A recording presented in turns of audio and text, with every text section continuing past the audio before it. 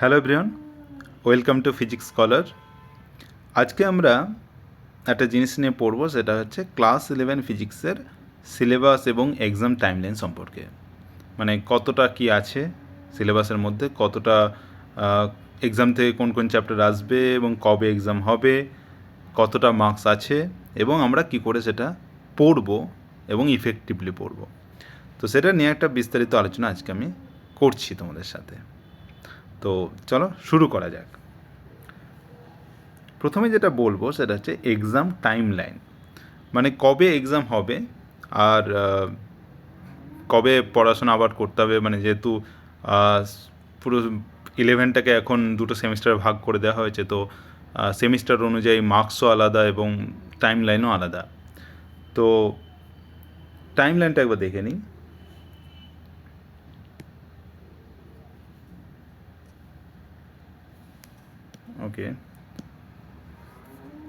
ওকে টাইমলাইনটা হচ্ছে এরকম যে ক্লাস 11-এর যে ফার্স্ট সেমিস্টার, যেহেতু দুটো সেমিস্টার, একটা সেমিস্টার 1 আর একটা হচ্ছে সেমিস্টার 2। সেমিস্টার 1টা ক্লাস শুরু হয়েছে তোমাদের মে 2024 থেকে, আর এক্সাম হবে তোমাদের সেমিস্টার 1 এক্সামিনেশান হচ্ছে 13ই সেপ্টেম্বর থেকে 30শে সেপ্টেম্বর। তো মোটামুটি ধরে রাখো যে পুরো সেপ্টেম্বরটাই তোমাদের এক্সামে চলে যাবে, ফার্স্ট সেমিস্টার এক্সামে। তো এখন যেহেতু তোমাদের মে থেকে ক্লাস শুরু হয়ে গেছে, বাট আমি যেহেতু শুরু করছি জুলাই থেকে, তো আমার কাছে টাইম আছে তোমার হচ্ছে জুলাই আর আগস্ট।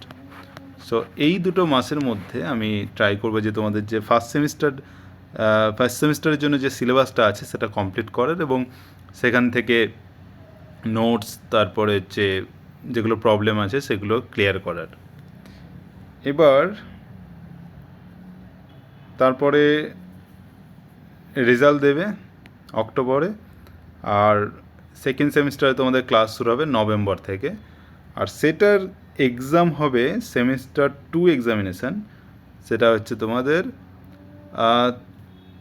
3 মার্চ 2025 থেকে হচ্ছে 18ই মার্চ 2025। তো তার মানে হচ্ছে মার্চে পরীক্ষা হবে। তো তোমাদের ক্লাস শুরু হচ্ছে নভেম্বর, কিন্তু তোমাদের যেহেতু এক্সাম ফার্স্ট সেমিস্টার এক্সাম শেষ হচ্ছে সেপ্টেম্বরে, তো তোমরা পাবে কত মাস পাবে, অক্টোবর থেকে পাচ্ছ পুরো মার্চের আগে, মানে ফেব্রুয়ারি অবধি।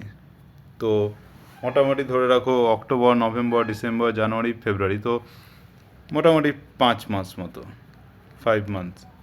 তো 5 মান্থস তোমরা পাবে, তার মধ্যে তোমাকে সেমিস্টার 2, আশা করছি সেমিস্টার 2-এর মধ্যে সেটা শেষ করতে পারবে।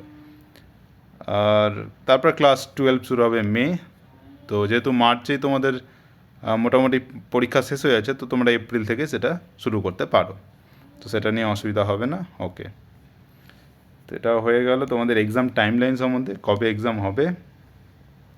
এবার আসছি সিলেবাস, এক্সাম সিলেবাস নিয়ে, মানে কতটা কি আছে, কোন সেমিস্টারে কতটা আছে। যেহেতু বললাম যে সেমিস্টার 1 আর 2, তো দুটো সেমের ক্ষেত্রে আলাদা আলাদা সিলেবাস, যাতে তোমরা পুরোটা কমপ্লিট করতে পারো। তো দেখা যাক সিলেবাসটা কীরকম। সিলেবাসটা হচ্ছে এটা। ওকে, তো সিলেবাসটার মধ্যে যেটা দিয়েছে কোর্স স্ট্রাকচার, যেখানে নাম্বারিং বলেছে যে ওকে তোমাদের অ্যাকচুয়ালি 11-এ 17 নম্বর পরীক্ষা, তো 35 থাকবে ফার্স্ট সেমিস্টারে, 35 থাকবে সেকেন্ড সেমিস্টারে। এবার সিলেবাসের মধ্যে যদি দেখি যে ফার্স্ট সেমিস্টারে তোমাদের প্রথম ইউনিট, বিভিন্ন ইউনিটে যেহেতু ভাগ করা হয়েছে, ইউনিট 1 থেকে ইউনিট 5 অবধি, এটা হচ্ছে ইউনিট তোমাদের সিলেবাসের জন্য। তো ফার্স্ট ইউনিটে আছে ফিজিক্যাল ওয়ার্ল্ড অ্যান্ড মেজারমেন্ট, যেটাকে আমরা বাংলাতে বলি ভৌত রাশি এবং ভৌত রাশির পরিমাপ এবং মাত্রা। তো পরিমাপ সম্পর্কে, পরিমাপ ও মাত্রা, তো পরিমাপ ও মাত্রা সম্পর্কে বলা আছে, সেটা পড়তে হবে। সেখানে তোমাদের মার্কস আসবে 3 মার্কস। আর তারপরে হচ্ছে কাইনেমেটিক্স। কাইনেমেটিক্স মানে যেটাকে বাংলায় বলছো তোমরা স্মৃতিবিজ্ঞান সেখানে আবার সাব টপিক যেমন হচ্ছে motion in a one dimensional and two dimension, তার মানে হচ্ছে একমাত্রিক এবং দ্বিমাত্রিক গতি যেটাকে বলছে। তারপর হচ্ছে মোশন ইন এ প্লেন, মানে একটা সমতলে মোশনের মধ্যে যেটা পড়ছে যে স্কেলার ভেক্টর তোমাদেরকে পড়তে হবে। আর আছে এগুলোই প্রজেক্টাইল মোশন, এগুলো আছে। আর এই চ্যাপ্টার থেকে তোমাদের এই ইউনিট থেকে তোমাদের হচ্ছে টোটাল 12 নম্বর আসবে। ওকে, তারপর হচ্ছে লজ অফ মোশন, মানে নিউটনের যে গতিসূত্র, সেখানে আছে ইনার্শিয়া সম্পর্কে first law, Newton second law and third law, এর মধ্যে আসবে 8 নাম্বার। তারপরে হচ্ছে লিনিয়ার মোমেন্টামের কনজারভেশন, সার্কুলার মোশন মানে বৃত্তীয় গতি যেটা, সেন্ট্রিফিউগাল ফোর্স, এইগুলো সম্পর্কে তোমাদের এই চ্যাপ্টারই আছে। 4 নম্বর ইউনিটে আছে ওয়ার্ক, এনার্জি অ্যান্ড পাওয়ার, মানে যেটা কার্যক্ষমতা শক্তি আমরা বলি। তার মধ্যে টোটাল মার্কস হচ্ছে 5। আর motion of system of particles and rigid body, যেটাকে বলছে যে একটা দৃঢ় বস্তু এবং হচ্ছে সিস্টেম অফ পার্টিকেল, মানে অনেকগুলো পার্টিকেল যদি একসাথে থাকে তাদের মোশন। আর সেখানে সেন্টার অফ মাস সম্বন্ধে ধারণা পাবে, মোমেন্ট অফ ফোর্স সম্বন্ধে ধারণা পাবে, মোমেন্ট অফ ইনার্সিয়া সম্বন্ধে ধারণা পাবে। তো এইগুলো নিয়ে হচ্ছে টোটাল মার্কস হচ্ছে 7। তো এই তোমার হচ্ছে সেমিস্টার রানে, তো সেমিস্টার রানে টোটাল হচ্ছে 7 আর 5 12, 12 8 20, 20 12 32, 32 3 35, তো টোটাল হচ্ছে 35 মার্কস তোমাদেরকে পেতে হবে। আর এখন যেহেতু তোমাদের কোশ্চেন প্যাটার্নগুলো এতটাই মানে যেভাবে লেখার ম্যাক্সিমামটাই এমসিকিউ হয়ে গেছে, তো অতটা অসুবিধা হবে না। তো এই হচ্ছে তোমাদের সিলেবাস, এবং পুরো সিলেবাসটাই তোমরা যখন দেখবে যে জয়েন্ট এন্ট্রান্স বা নিট বা ডব্লিউবিজেই যে কোনো জায়গাতে সেম সিলেবাসই থাকে, তো এইগুলোই পড়লে তোমাদের হয়ে যাবে। তারপরে সেকেন্ড সেমিস্টারে তখন যা আছে, যেমন ধরো সেকেন্ড সেমিস্টারে কী আছে যে গ্র্যাভিটেশন আছে, মানে হচ্ছে ওই মহাকর্ষ ওইসব ব্যাপারগুলো, সেখানে কেপলারের সূত্র, স্যাটেলাইট সম্বন্ধে লেখা আছে। আর 5 নম্বর আসবে এখান থেকে। তারপর হচ্ছে প্রপার্টিজ অফ বাল্ক ম্যাটার, যেটা হচ্ছে মানে পদার্থের ধর্ম যেটাকে আমরা বলি, যেমন কঠিন পদার্থের ধর্ম, তরল পদার্থের ধর্ম। তারপর হচ্ছে তাপের থার্মাল প্রপার্টিস, মানে তাপগতিবিদ্যা এবং তোমার হচ্ছে তাপীয় পদার্থ যেটাকে বলি আমরা, যেমন হিট, টেম্পারেচার, এগুলো। আর এখান থেকে আসবে তোমার হচ্ছে 10 নাম্বার, তো হয়ে গেলে তোমার এদিকে 10 আর এদিকে 5, 15 হয়েছে। আর তারপরে হচ্ছে থার্মোডাইনামিক্স, মানে তাপগতিবিদ্যা যেটাকে বললাম, তাপগতিবিদ্যা, এখানে zeroth law, first law and second law. আর এখানে আসবে 5 নাম্বার। তারপর হচ্ছে কাইনেটিক থিওরি, মানে যে গ্যাসের গতীয় তত্ত্ব, যেটা সেখানে হচ্ছে 5 নাম্বার। আর লাস্টে হচ্ছে যেটা ইউনিট 10, সেটা হচ্ছে অসিলেশন ওয়েভ, মানে হচ্ছে কম্পন এবং তরঙ্গ, তার মধ্যে কম্পন আর তরঙ্গ, সেখানে হচ্ছে টোটাল 10। এবং এর মধ্যে ওয়েভস মানে যেটা হচ্ছে তরঙ্গ, তার মধ্যে তোমার হচ্ছে শব্দ সম্পর্কে পড়ানো হবে, শব্দ, তার কী করে স্টেশনারি তৈরি হয় এবং বিটস কী হয়, ডপলার ইফেক্ট কী, এই সমস্ত জিনিস নিয়ে 10 নাম্বার। তো তোমাদের হচ্ছে 10 আর 5 15, 15 5 20, 20 10 25, 25 5 আর 10 15, 15 15 5 20, 20 5 25, 25 10 35, তো টোটাল হচ্ছে 35, তো 35 প্লাস 35 70, সো টোটাল 11 হচ্ছে 70 মার্কস থিওরিতে। তো এই হচ্ছে তোমাদের সিলেবাস, যেটা বুঝলাম। আর এবার হচ্ছে যেহেতু তোমাদের 2 মাসের মধ্যে এতগুলো টপিক আছে, যেন 5টা ইউনিট আছে, তো সেমিস্টার রানের জন্য হচ্ছে, তো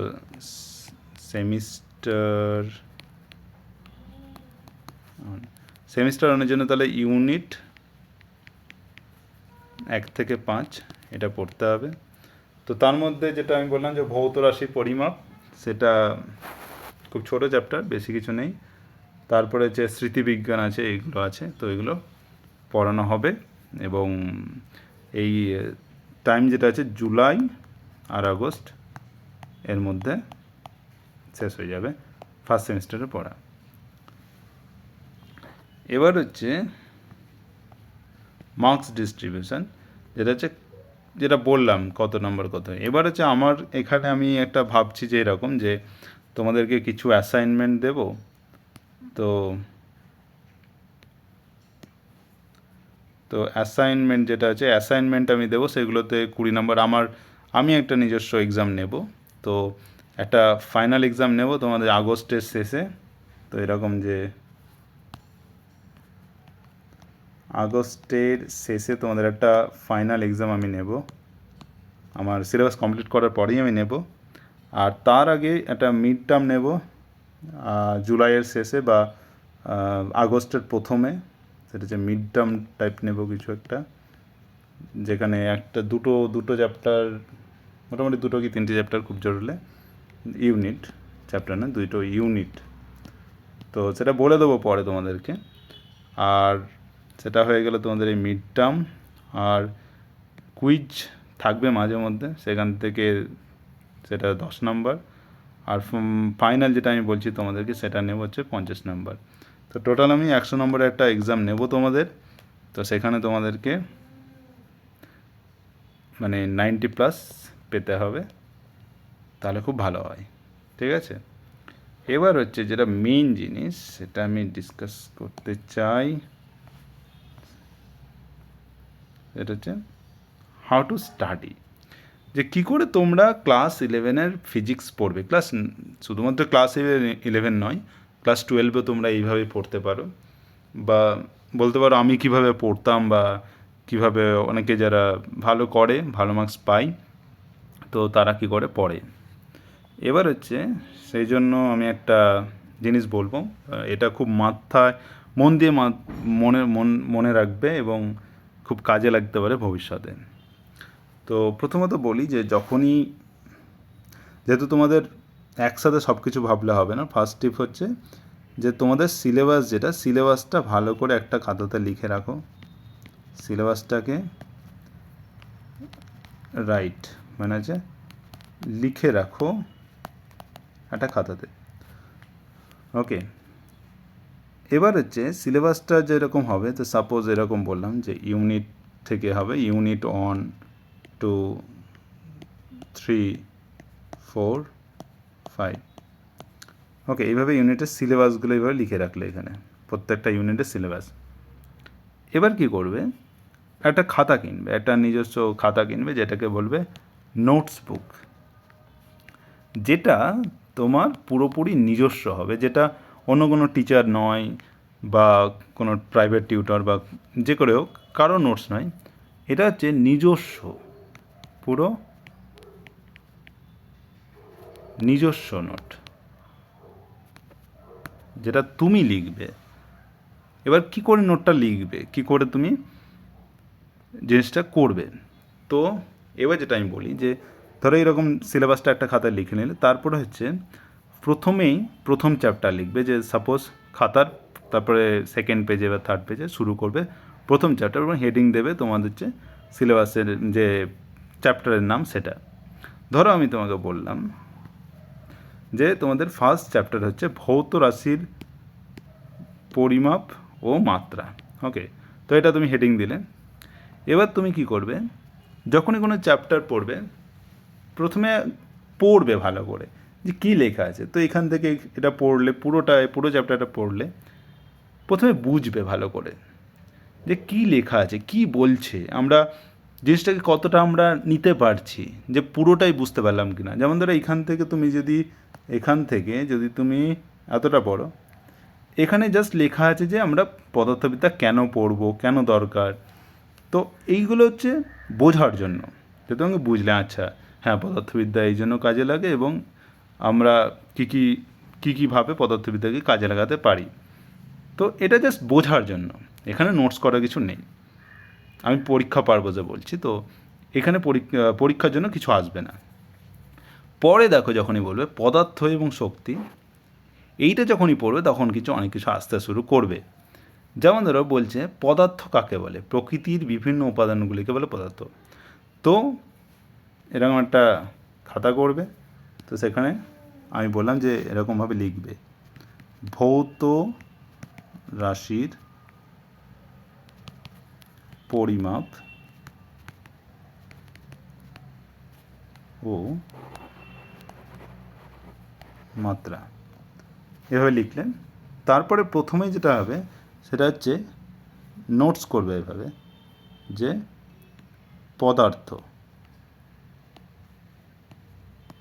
পদার্থ বলতে কি বুঝি, তো এইভাবে জাস্ট এই লাইনটা লিখবে যে প্রকৃতির বিভিন্ন উপাদানগুলিকে,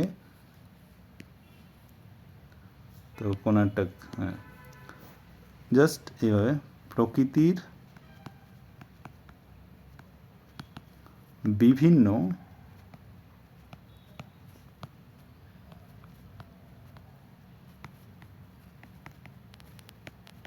উপাদানগুলিকে পদার্থ বলে। ওকে, এভাবে লিখলে পদার্থ কাকে বলে।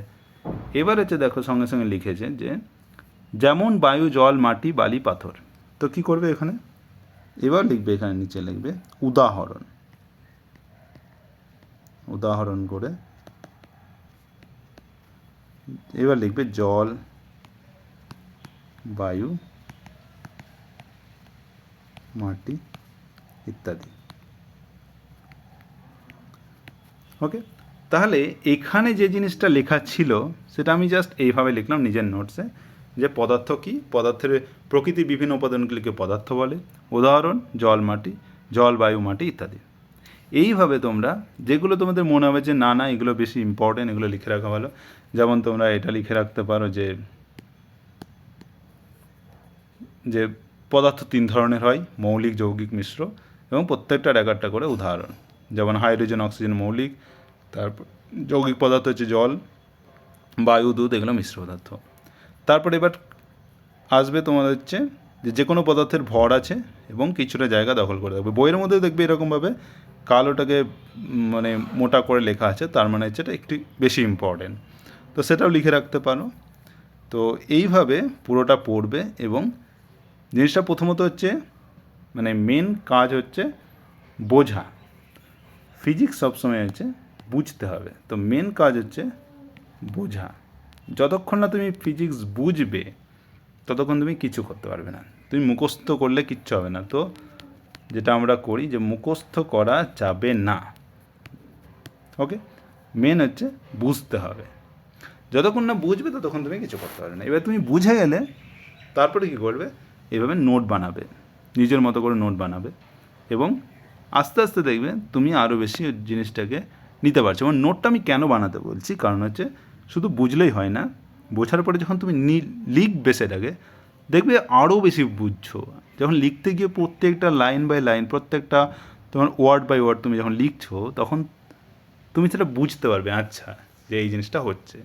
তো এইভাবে তুমি নিজস্ব নোট বানাবে। আর কি করবে, তো এটা হলো নোট বানানো। তারপরে হচ্ছে নোট বানিয়ে পুরো একটা চ্যাপ্টার পড়লে, যে একটা ইউনিট বা চ্যাপ্টার যেটা ছিল পুরোটা পড়ে নিয়ে একটা খাতায় পুরোপুরি লিখে নিলে এইভাবে নোট করে। এবার হচ্ছে যত এক্সাম্পল আছে, ধরো এক্সাম্পল বলতে আমি উদাহরণ বলছি, যেগুলো হচ্ছে তোমার অঙ্ক বা প্রবলেম, যেগুলো অলরেডি বইয়ের মধ্যে করে দেওয়া থাকে, সেগুলো বুঝবে যে কী করে করছে, সেইগুলো তোমাকে বুঝে সেটা নিজে একবার প্রথমে বুঝে নিলে, তারপর নিজে নিজে করলে। তো একটা খাতাতে শুধুমাত্র যেগুলো করে দেওয়া আছে সেই ওই নোটসের খাতাতেই যখন ওই একটা চ্যাপ্টারের পুরো নোটসটা শেষ হয়ে গেল, লেখা শেষ হয়ে গেল, তখন তুমি শুরু করবে এরকমভাবে উদাহরণ বলে প্রবলেমের উদাহরণ, তারপরে হচ্ছে কোশ্চেনটা পুরোটা লিখলে কী লেখা আছে, তারপরে উত্তর লিখলে যে উত্তরটা কী। তো এইভাবে পুরোটা করলে এবং নিজের মধ্যে। এবং সবসময় ফিজিক্সে যেটা মাথায় রাখবে যে ডায়াগ্রাম বা চিত্র খুব ইম্পর্টেন্ট। মানে কোনো কিছু যদি প্রবলেম দেওয়া থাকলো, তোমাকে কিছু একটা বলা হলো, তো সঙ্গে সঙ্গে ছবি দিয়ে ব্যাখ্যা করার চেষ্টা করবে। যদি ধরো নততলের ছবি থাকে, নততলটা আঁকবে আগে, এবং সেখানে যেটা দরকার সেটা করতে হবে, সেটা খুব ইম্পর্টেন্ট। এবং বিশেষ করে বোর্ডের পরীক্ষাতে অবশ্যই লিখে লিখে করতে হয় যে এটা যদি এটা হলো এটা ধরলাম, এইভাবে করে তারপরে আমার এই অ্যান্সার এই এলো। তো এইভাবে অ্যান্সার করতে হয়। তো মোটামুটি এইভাবে যদি পড়ো তুমি দেখবে অনেকটা সুবিধা পাচ্ছ। এবার যেটা জয়েন্ট এন্ট্রান্স বা নিটের জন্য, সেক্ষেত্রে কিন্তু তোমাদেরকে লিখে লিখে করতে হয় না। তখন হচ্ছে যত ইজি হয়, যত ইজি ওয়েতে, যত তাড়াতাড়ি পারো তোমাকে করতে হবে। এবং সেটা তোমাকে স্টেপগুলো দেখাতে হবে না, ওখানে একটা কোশ্চেন থাকলো, 4টে অপশান থাকলো, তো তোমাকে সিলেক্ট করতে হবে কোনটা। এবং তুমি তো ডাইরেক্ট করতে পারবে না, তো অবশ্যই তোমাকে কোশ্চেনটা, অ্যান্সারটা কোনো একটা রাফ খাতাতে করতে হবে। কিন্তু করতে হবে কত তাড়াতাড়ি, যত তাড়াতাড়ি পারো। এবং সেখানে ধরো কোনো ফর্মুলা বেসড, যে কোনো একটা ফর্মুলা দিয়ে করে দিয়েছে। যেমন ধরো কিছু একটা দেওয়া আছে, যেমন ভি দেওয়া আছে, ইউ দেওয়া আছে, এক্স ত্বরণ দেওয়া আছে, তখন বললো টাইম কত। তো জাস্ট তুমি কী করে বি সমান ইউ প্লাস এটি, তাহলে টি সমান হচ্ছে V minus U by A, just বসিয়ে দিলে এটা পেয়ে গেলে। এটা রাফ খাতাতে জোরে জোরে তাড়াতাড়ি করে দিলে, তারপর এখানে টুক করে যেটা অ্যান্সার মেলে সেটা ঠিক করে দেবে। তো এইটা হচ্ছে যত তাড়াতাড়ি পারো এবং যত সহজে পারো। আর কিন্তু বোর্ডের পরীক্ষাতে মোটামুটি কিছু লিখতে হয় যে জিনিসটা কী এবং কেন আমি করছি। ওকে, তো এই হচ্ছে এইভাবে পড়তে হয়। আর প্রত্যেকটা চ্যাপ্টার এইভাবে পড়বে, দেখবে আরামসে বুঝতে পারবে। আর যেহেতু 11-এ তোমরা জিনিসগুলো অনেকটাই, আশা করি এখন তোমাদের 9-10 অনেকটা নিয়েই চলে গেছে, তো অনেকটা ইজি হবে তোমাদের বোঝার জন্য। বাট তবুও যেহেতু একটা হিউজ সিলেবাস, তো তোমাকে আস্তে আস্তে পড়তে হবে, বুঝে বুঝে পড়তে হবে। না বুঝলে মুশকিল হবে। এবং ভবিষ্যতে যখন তুমি যদি সাপোজ ফিজিক্স নিয়ে পড়ো, তুমি ভবিষ্যতে বুঝবে যে 11-12 কতটা ইম্পর্টেন্ট তোমাদের কাছে। তুমি যতক্ষণ না 11 পড়বে, ততক্ষণ এইসব জয়েন্ট এন্ট্রান্স এগুলো কিচ্ছু ক্লিয়ার হবে না। তো 11টা খুব ভালো করে পড়তে হয়, 12 তো পরে পড়তেই হবে, তো 11টা খুব ভালো করে পড়তে হবে। যেহেতু এখানে বোর্ডের অতটা প্রেশার থাকে না, এবং সেহেতু তুমি ভালো করে তোমার যেগুলো কম্পিটিটিভের জন্যই ভালো করে পড়তে পারো। এবং অবশ্যই বোর্ডের লেখার এগুলো প্র্যাকটিসটা খুব দরকার। এবং একটা নোটস খাতা অবশ্যই দরকার, যেটা আমি তোমাকে বলছি। পরবর্তীকালে তোমরা বুঝতে পারবে যে নোটস খাতা কতটা ইম্পর্ট্যান্ট। নোটস খাতা খুব ইম্পর্ট্যান্ট, তো এই নোটস খাতাটা বানাবে, এটা হচ্ছে আমার সাজেশন। আর পরে যখন পরীক্ষার আগে তুমি ওই নোটসগুলো জাস্ট রিভাইজ করে যাবে, দেখবে আরামসে হয়ে যাচ্ছে। তখন আর বারবার তোমাকে বই খুঁজতে হবে না যে কোথায় লেখা ছিল। জাস্ট নোটটা খুঁজবে, আচ্ছা এটা লেখা আছে। এবং তবে এই বলে না যে নোটসটাই বারবার দেখবে, টাইম থাকলে অবশ্যই বই দেখবে, বইয়ের থেকে বেশি কিছু নেই। আর কোচিং, সবাই কোচিং করে, কোচিং থেকে নোটস নেয়, বাট সবসময় হচ্ছে বেটার হচ্ছে নিজের নোটস। তো কোচিংয়ের নোটস দেখো, পড়ো, আমিও পারলে নোটস অবশ্যই দেবো, বাট চেষ্টা করবে নিজের নোটস বানানো, কারণ ওটাই তোমার কাছে তোমার নিজস্ব জিনিস। এবার এতগুলো স্টুডেন্ট পরীক্ষা দিচ্ছে, তো সবাই যদি একটা টিচারের নোট পড়ে গিয়ে চলে গেল, তাহলে তো তারা সমান হয়ে গেল, তাদের মধ্যে পার্থক্য কী থাকলো। যতক্ষণ না তুমি নিজের নোট বানাচ্ছ, সেইখানেই তোমার হচ্ছে বুদ্ধিটা কাজে লাগছে, যে তুমি কী করে নোটসটা বানাচ্ছ, কতটা সুন্দর করে বানাচ্ছ, তো সেখানে ডায়াগ্রাম দিয়ে এঁকেছো কি না, সেখানে খুব সুন্দর করে লিখেছো কি না, সেটা পুরোটাই তোমার হাতে। শুধু ফিজিক্স বলে নয়, বিভিন্ন বাংলা ইংরেজিতেও দেখবে যে তুমি মানে কোনো একটা রচনা দিল, তোমাকে সেটা খুব ভালো করে লিখতে হবে। এবং সেটা তুমি যতক্ষণ তুমি নিজে লিখছো, ততক্ষণ তুমি ভালো মার্কস পাবে না। মুখস্থ করে গেলে, অন্য কারো নোটস পড়ে গেলে কোনো দিন সেটা ভালো মার্কস দেয় না। তো সব সময় চেষ্টা করবে যে নিজের নোটস বানানো, নিজের নোটসটাই মেন। এবং ভবিষ্যতেও সেটা কাজে লাগবে, কারণ এখন যদিও বা টিউশন পাচ্ছ, বিএসসিতে দেখবে আরও টিউশন কমে গেছে, যে একটা টিচার পড়াচ্ছে এবং সেখানেও অনেক টাকা দিয়ে পড়তে হবে। সেখানে হচ্ছে নিজে পড়লে না খুব ভালো হয়, কারণ জিনিসগুলো খুব একটা কঠিন নয়। এবং এখন তো ইউটিউবে আছে প্রচুর লেকচার, তোমরা পেয়ে যাবে, তো চাপ হবে না। তো এগুলো পড়বে, এইভাবে বানাবে, এভাবে পড়বে, দেখবে এইভাবে পড়লেই তোমাদের প্রথমত যে বোর্ডের খুব ভালো করে তোমরা পরীক্ষা দিতে পারবে, ভালো নাম্বার পাবে। প্লাস হচ্ছে এই যে কম্পিটিটিভ পরীক্ষার জন্য এক্সাম্পলগুলো করতে করতে আমি যেগুলো অ্যাসাইনমেন্ট দেবো সেগুলো করবে, প্লাস বইয়ে যেগুলো দেওয়া আছে কোশ্চেন সেগুলো করবে। একটা কোশ্চেনও তোমরা ছাড়বে না, দেখবে খুব সুন্দর করে প্রত্যেকটা চ্যাপ্টার ক্লিয়ার হয়ে যাচ্ছে। এবং যখন 12-এ যখন পরীক্ষা দিতে যাবে, তখন দেখবে কোনো অসুবিধা হচ্ছে না, সেরকম কোনো প্রবলেম হবে না। তো আশা করি তোমরা বুঝতে পেরেছো যে আমি কি বলতে চাইলাম। তো আজকে এটুকুই। তো তোমাদের আমি যেহেতু বইটা পেয়ে গেছি, অর্ডার করেছিলাম, বইটা পেয়ে গেছি, তো আমি এই সপ্তাহে শুরু করে দেবো তোমাদের ফার্স্ট চ্যাপ্টার, এবং যেটা বললাম যে 2 মাসের মধ্যে পুরো ফার্স্ট সেমিস্টারের সিলেবাসটা শেষ করে দেবো। এবং যেটা বললাম এক্সামের ব্যাপারটা, সেটাও আগস্টের শেষে একটা ফাইনাল এক্সাম নিয়ে নেবো, আর মাঝে মধ্যে অ্যাসাইনমেন্ট আর কুইজ মাঝে মধ্যে থাকবে। ওকে, তো আজকে এই পর্যন্তই। Thank you.